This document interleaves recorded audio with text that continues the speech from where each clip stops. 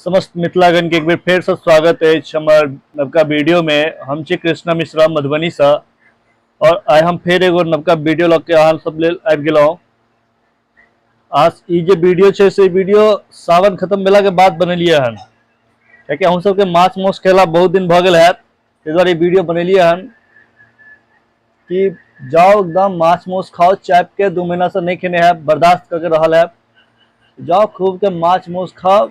अखन जे एठान की कहू, सावन खत्म भेले ने, एठान एकदम लाइन लागल छै। 3 दिन भ गए हमरा गेला, अखन तक नहीं मिलल हन। सब दिन जाय छी वापस आबै छी भीड़ देख के। तो कम से कम अहीं सब ठीक छी कि गांव में एकदम आराम से पोखर में जाल गिरेला आ धार एकदम माछ खेने रहल छी, डकर रहल छी गांव में। नहीं जाल तो धागे बंसीए से एकदम खींच रहल छी अहाँ सब। एठान तो बुरा हाल छै। एक तो समुद्र से माछ आवे छै, ओहो माछ ला मरला माछ ला एकदम दुनिया भर के भीड़ लागल अछि। जाओ अहीं सब मस्त रहू, माछ खाइत रहू। कम से कम एगो दूगो पीस हमरो सब ला भेजल करू शहर में।